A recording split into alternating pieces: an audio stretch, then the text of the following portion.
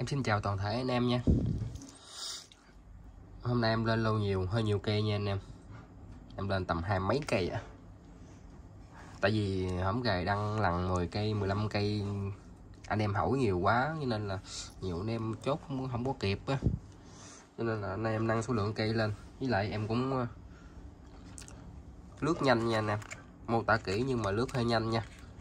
Em chỉ nói chuyện giao lưu với anh em đầu clip thôi ha. Em mời anh em đi thuốc. Với lại anh em chốt hàng thì vô số Zalo này ha. Còn một chuyện nữa là quy định bên em là cọc mới đi hàng nha anh em. Cọc 50k đi hàng, chuyển khoản đủ thì em bao ship. Nếu như mà chấp nhận mua zip bên em thì cọc tin tưởng em thì cọc cho em tiền em mới đi hàng được nha. Tại vì hồi tối có một anh nhắn tin xong rồi hỏi mua hàng chốt rồi đó, em gửi số tài khoản qua cái tự nhiên cái xóa kết bạn với em luôn à. Em không hiểu chuyện gì xảy ra luôn. Cho nên là anh em lưu ý nha. Tin tưởng em hai cọc cho em, còn không tin tưởng thì cứ coi clip em, cái khi nào mà đủ tin tưởng thì thôi ha anh em. Đây con hàng mới sưu tầm ở đây.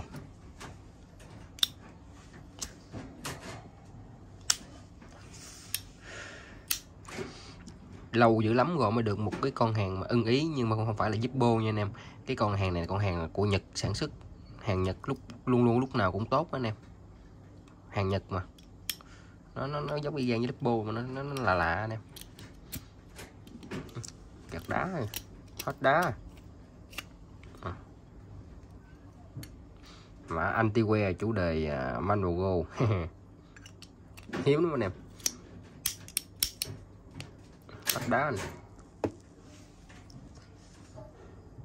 Rồi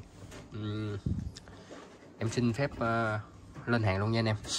Hôm nay là hàng em sale. Em sale rẻ cho anh em chơi, chứ lô hàng em vừa lấy về giá nó cũng hơi chát nha anh em. Tại vì đấu hàng đợt này về giá zip nó lên quá trời lên nè. Mà anh em yên tâm đi, em cũng canh chỉnh ok hết cho anh em, chứ em không để anh em thiệt thòi đâu ha. Rồi em lên mã số 1 nha anh em. Mã số 1 mình lên cái mồi thuốc trước đi ha. Cái này là mã mẫu số 1 chrome phay xước ha. Chrome phay xước nè, sản xuất năm 98, ở mặt trước có xước nha anh em. Anh em coi kỹ hai chốt nha.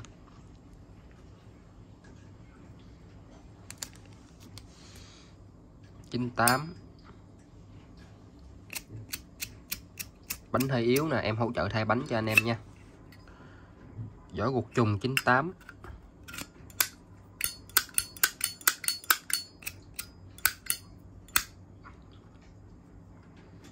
bánh yếu hay nè. Bánh yếu nhìn cái dép còn rất là đẹp.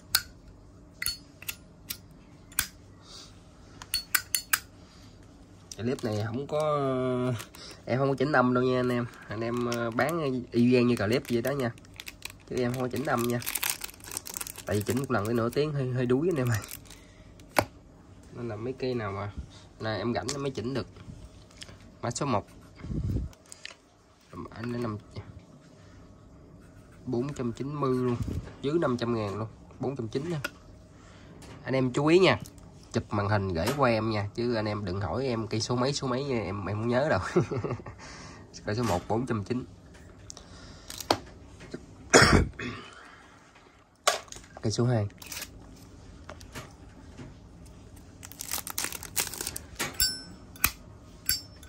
rồi, cái này em chỉnh âm rồi nè.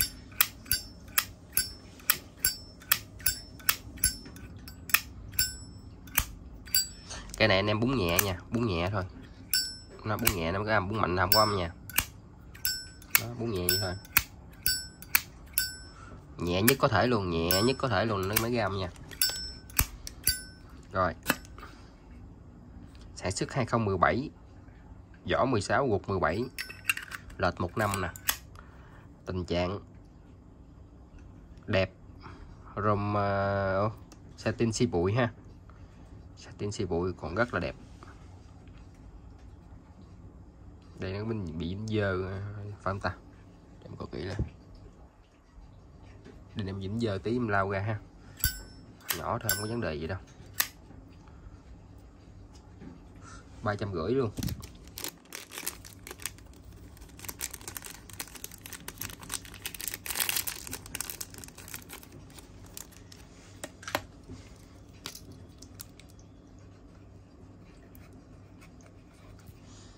$350. Mẫu số 3.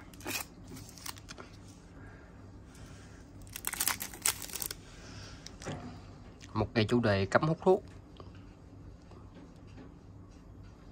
Cấm hút thuốc. Ai cấm mình vẫn hút mình em ơi. Ghiền mà phải hút thôi. Bánh xe bán ha. Vỏ cục trùng 2019. Em nói trước nha, cái video em bán trên clip làm sao là ở ngoài gan vậy nha anh em. Em không có chỉnh âm nha. Giờ anh em nói âm không hay chết em luôn á. 19. Guộc 19 chuẩn nè. Dép đẹp không cắn nè. Đây có bị phôi ra đồng tí tẹo nó. 4.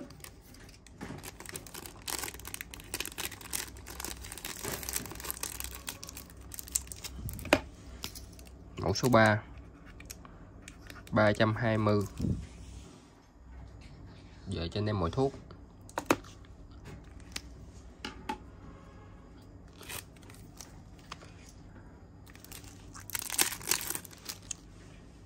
Mẫu số 4 là cây cờ trong phay xước luôn.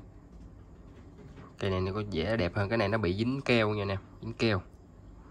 Lao qua là hết. Dính keo nè. Dính keo hết luôn. 2021. Đây dính keo nữa, kỳ ta.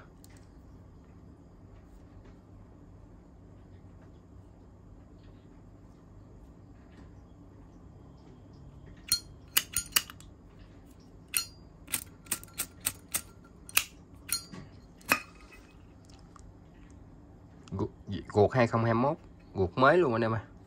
Guộc lai niêu luôn. Guộc lai niêu luôn.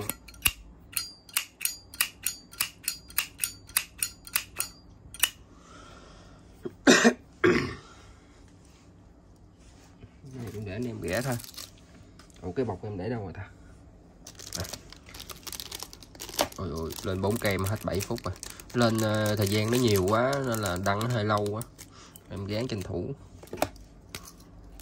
Mã số 4 350. Mẫu số 5. Mẫu số 5 là một cây La Mã 89 90 91. 91 đây có bị ra đồng tí ha, nó đồng tí. Đây bị lên nước nè. Ở đây bị lên nước hay bị còn keo ta.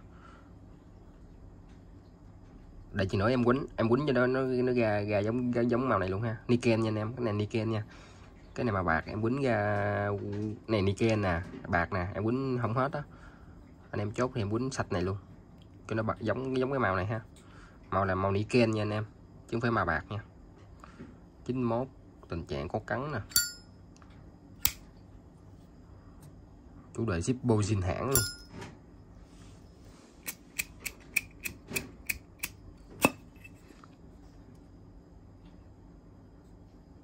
Trăm 91 trùng luôn.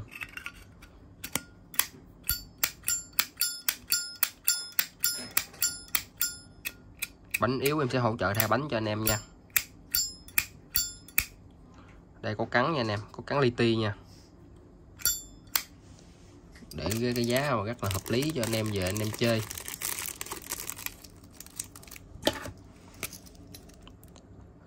Mã số 5 540k.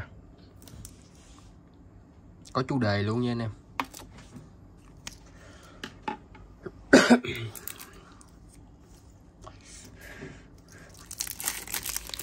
Mã số 6. Một cây Zippo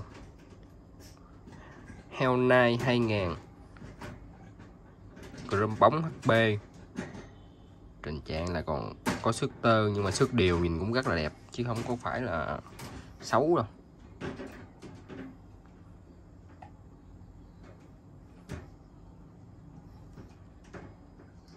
Chín chín.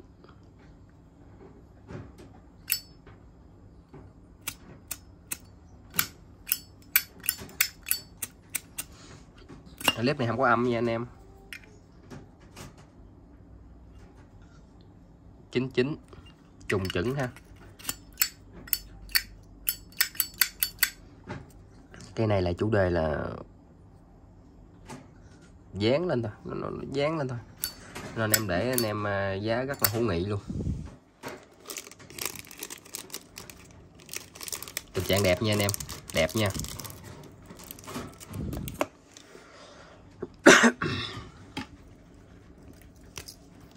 Mã số 6 530k.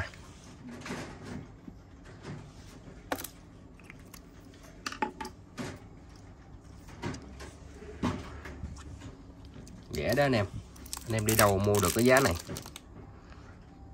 Mã số 7 là một cây chủ đề khắc ăn mòn khắc ăn mòn zin hãng, có bị xước tơ, chủ đề Guam ha, biển Guam, xước tơ. Cái này bảo bọc nó cũng xước nữa.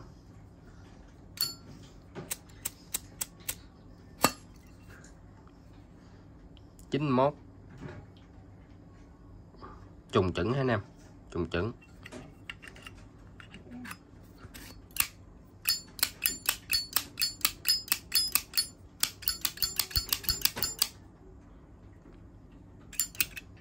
Khắc ăn mòn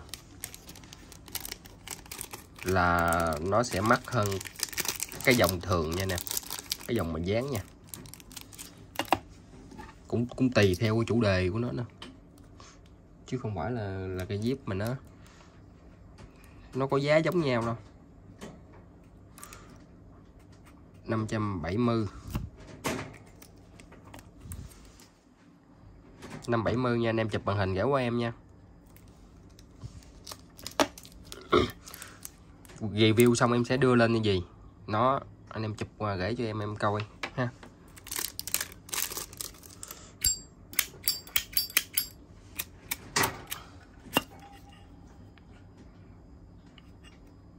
Chín mốt chuẩn ha.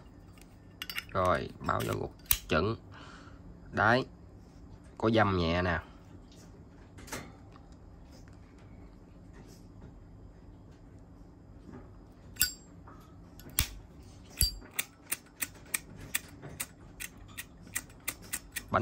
Bánh này không, chưa có yếu hung nhưng mà thay luôn, thay bánh mới luôn, về mỗi thuốc nó sướng.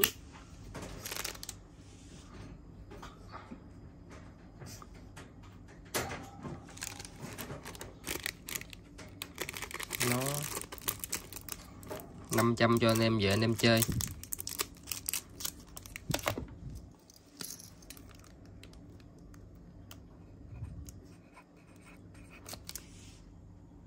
Mã số 8 500. Chủ đề dán chứ không phải khắc ăn mòn nha anh em. Phủ sơn, chủ đề phủ sơn lên đó. Em lên cây số 9 nha. Số 9 là một cây lắc cây bạc. Limity của nó là 0473. Ôi ôi, đít đẹp quá. 98. Chủ đề kiện nổi nha. Chuyện nổi nha, chuyện nổi sẽ giá trị hơn khắc mòn nha anh em. Chuyện nổi. Ở mặt sau thì nó có bị phôi Gandiken một tí. Phôi thì em giảm tiền này thôi chứ không gì. Đây có bị cắn ha. Đó anh em nhìn thấy. Đây nằm mà này âm bình thường nha anh em.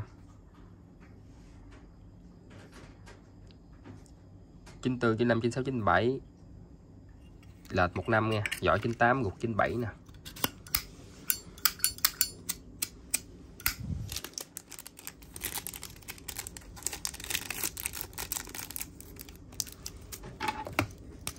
Cây số 9.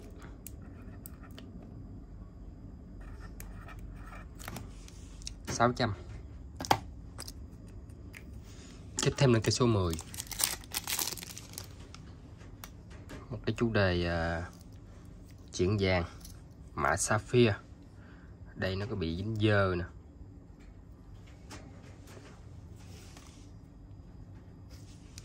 Dính dơ. Đây có bị chày nhẹ nhẹ nha anh em. Do bỏ bọc hoài nó chày giống gì. Đây dính keo, đây nó bị dính keo nè. Lau ra là hết ha. Lau là hết. Đời đầu không một luôn. Chủ đề chuyện vàng. Chủ đề con chim én, chim gì nè bên Mỹ. Guộc vàng luôn anh em ơi. Anh em về hỗ trợ em vệ sinh cái guộc nha, em làm không kịp nữa anh em. 2.000. Guộc 2.000 nó còn giá trị hơn là guộc số nữa. Nó được cái guộc 2.000 mà guộc vàng nữa. Lệch 1 năm nhưng mà cái guộc này nó giá trị hơn cái vỏ luôn à. Đó, ok chưa anh em. Mà cái vỏ cũng rất là đẹp luôn, chứ đâu có bị gì đâu. Vỏ nó rất là mới luôn. Thêm guộc 2.000 nó mới chết chứ. Guộc 2.000 nhảy qua guộc 201 nó mất giá trị rồi. Được cái guộc La Mã là 1 năm thì không sao, bình thường, nó còn giá trị hơn. Cây số 10 viết nó bị hết rồi. Cây số 10. Cây số 10 570. Mã Sapphire mà chuyện vàng, guộc vàng. Lớp mạ ở ngoài còn rất là đẹp như mới luôn. Guộc bên trong cũng còn rất là đẹp luôn. Giá là rất là ok luôn anh em ơi. Mã số 10 570 ha. Tiếp theo là mẫu số 11 nè. 11 là cây chrome bóng HB. Latsit Bo. Tình trạng còn rất là đẹp. Sử dụng vỏ 95.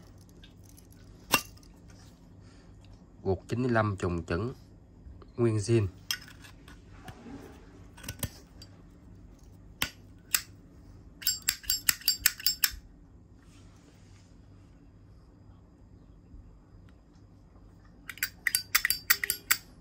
Không cắn móp.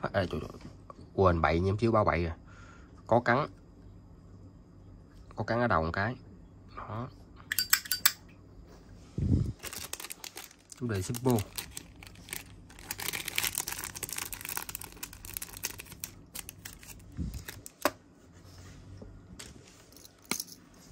Cây số 11 600. Tiếp theo là cây số 12. 12 là một khắc ăn mòn. Cái zip khắc ăn mòn zin hãng 68 thờ. Là phiên bản kỷ niệm gì đó anh em. Kỷ niệm một cái trường đua ngựa hay sao á. Đó. Em thấy không?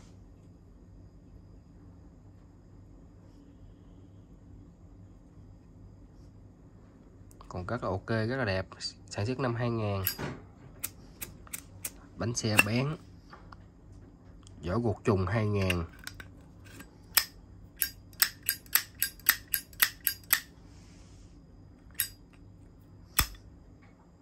Để có bị dành mỏ tí nha anh em, để em khắc phục lại em ý thôi đâu mà khó. Rồi nữa em làm cho nó hết dảnh lại ha. Cây zip rất là đẹp, không có điểm nào mà chê được luôn, không cắn không móp. Bản kỷ niệm luôn.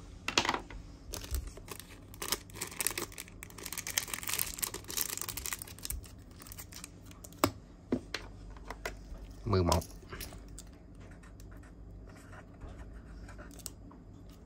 Mười hai chưa? 12 nha anh em, 650. Tiếp theo lên câu một cây 13. Chủ đề Zippo. Không chè Full HD. Harley Davidson. Cây này giờ anh em tham khảo đi. Đâu có thể nào mà dưới 700 được. Không có thể nào mà giữ 700 được hết. Không cắn móp đẹp.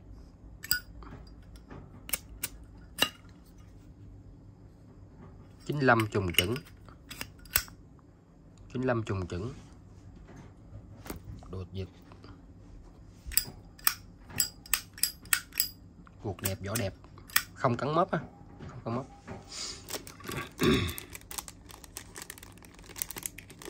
Đấy.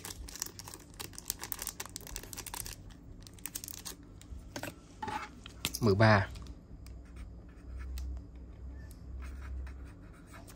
650. Tiếp theo lên số 14.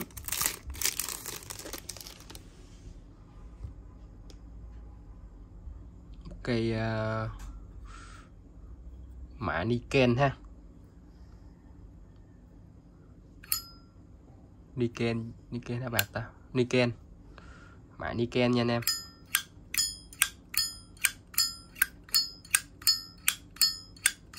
Cái này có âm ha. Cái này âm hay á.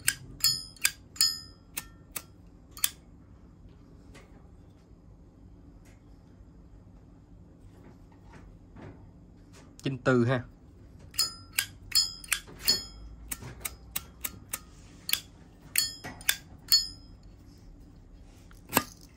Chín tư. Gục 94 luôn.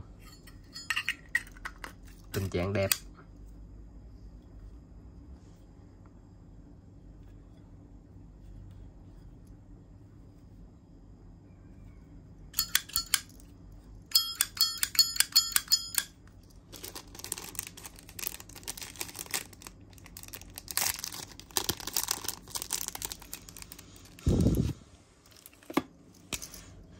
Mười bốn. 580. Tiếp theo lên màu 15.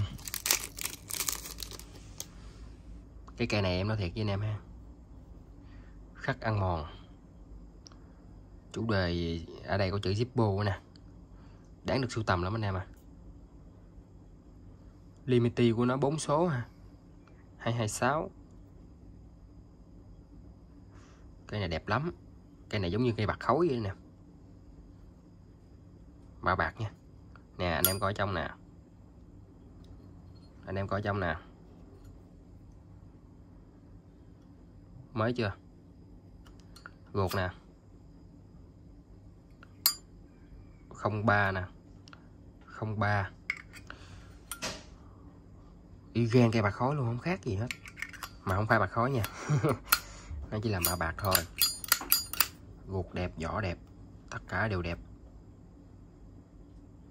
Ân sau có bị xước nhẹ ha. Không cắn móp hết nè. Đây nó bị lên nước á.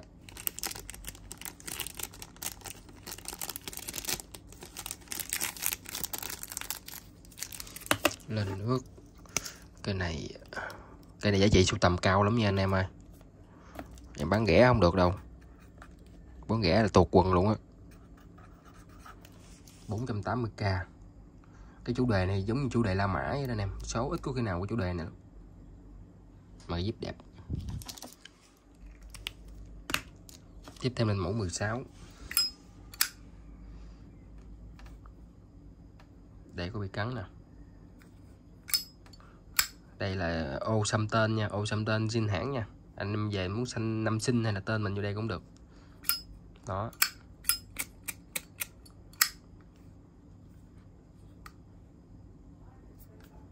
Tình trạng có dăm li ti nha.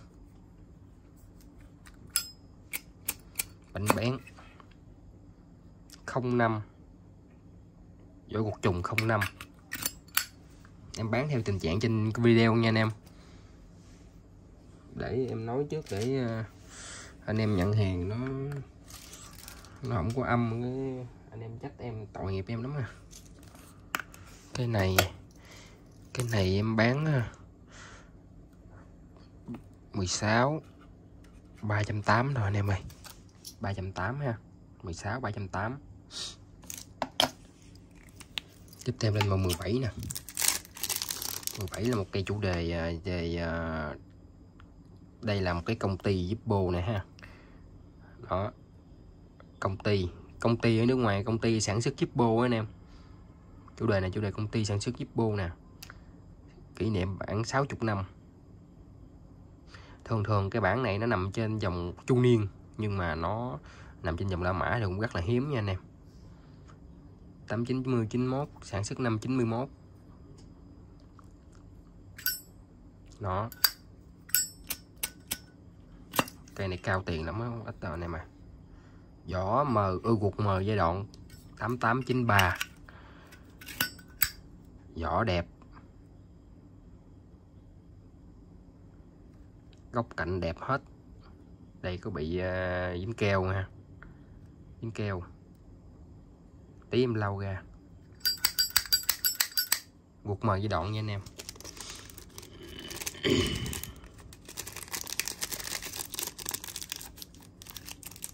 Chủ đề sưu tầm nha anh em ơi. 17 600. Cây này ở ngoài bán ít gì cũng đâu phải dưới 700.000 đâu anh em. 17 600 nha. Tiếp theo mình cây 18 nè. 8 một cây này hơi cũ nha anh em. Em báo là hơi cũ, mạ vàng hơi cũ. Anh em nào về á, về mua cây này về xong đem ra mạ lại anh em, mạ vàng lại, nhìn y gan như cây mới luôn. Cái cây này nếu như mà nó còn mới đâu có dưới 1 triệu đâu anh em. Cây này nếu còn mới anh em bao không dưới 1 triệu.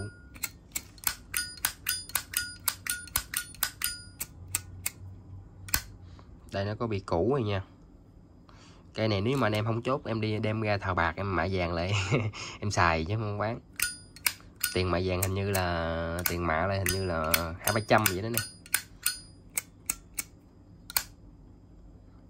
Đó, khắc ăn mòn nha anh em, khắc ăn mòn hết, hơi cũ nha. Về bỏ ra 200-300 ngàn đi mạ lại lụm tiền đẹp mút mum luôn. Cây số 18.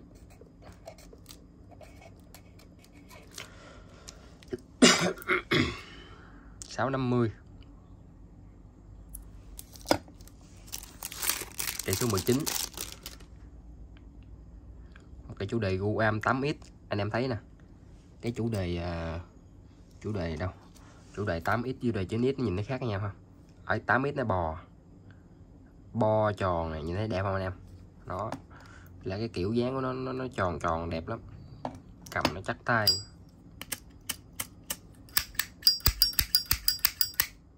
tám x nha anh em. Tổng thể đẹp nè. Đây có cắn nhẹ nè, trừ 20.000, không nó nhiều. Gột gõ luôn nè, gõ 89 luôn, vỏ gột trùng luôn.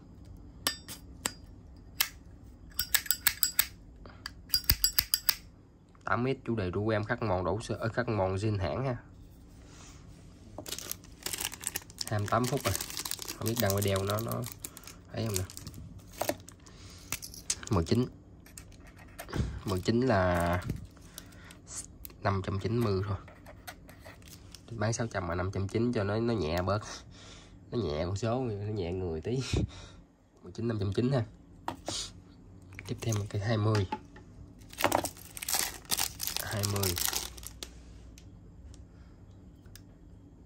La Mã nè. Đó, anh em coi tình trạng ha, đẹp ha, đẹp, có bị xước tơ thôi ha.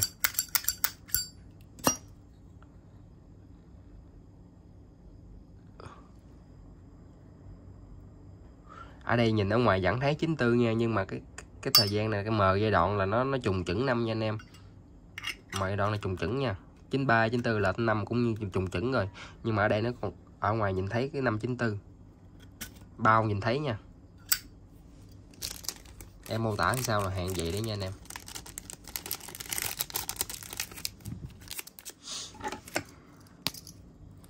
Cây 20 500 thôi, trừ 20 luôn đi, trừ 20 480. Mời anh em ly cà phê cái này. Giá này anh em mua ở đâu được, không có chỗ nào bán giá này đâu anh em ơi. Chủ đề Zippo. Đây cái hiệu nè. Chủ đề một cái bức thư Zippo này của hãng nhắn nhủ với người dùng á anh em. Cái rơm bóng 94/596, vỏ gột trùng 96, chưa dở vỏ ra mà biết, chưa dở gột ra mà biết vô trùng luôn rồi.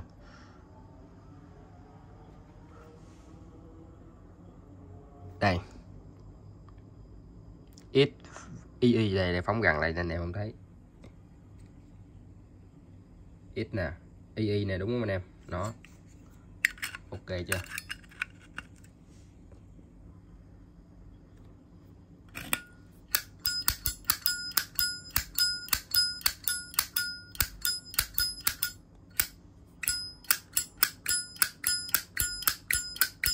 Anh em nào chị âm quất cái này về chủ đề nha anh em, cái giúp không cắn mớp.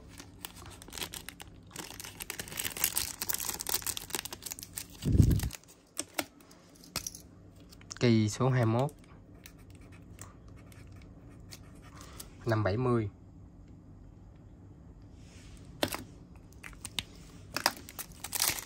Cây số 22, một cây Cora mạ bạc nè, Olympia gì nè, hiệu suất 596, qua sử dụng, gột 96, vỏ 96.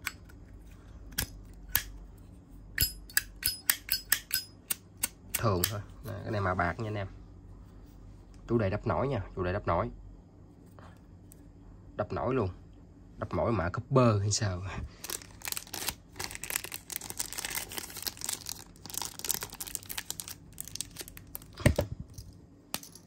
Cây này 22 480 luôn, 480 nè, 400 mấy mà anh em được cái cây ngon gì để anh em không hốt thì anh em không hốt chỗ nào được hết, em nói thiệt luôn. Đó, em lên 22 cây nha. Ai em quơ được cái cây nữa, bán luôn cái này luôn. Cái này chủ đề chữ H, anh chủ H kiên hãng nha anh em, zin hãng nha, mạ bạc nha. Tình trạng đẹp nè ha, đẹp.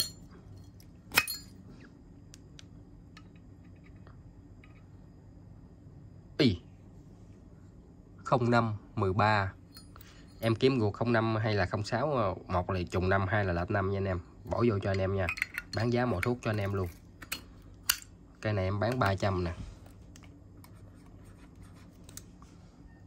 Đây là cái 23, kiếm gột trùng hoặc là lệch 15 cho anh em mà chuẩn giai đoạn nha, cho anh em là tên H về màu thuốc chơi. Đẹp, rất đẹp, không cắn mớp mà bạc. Rồi em lên trước nhiêu đây nha anh em. Anh em có chốt thì vô chốt Zalo này nha anh em. Sẵn đây em phe lại cây zip của em luôn. Mà anti-wear đấy, cưng anh em, cưng ha.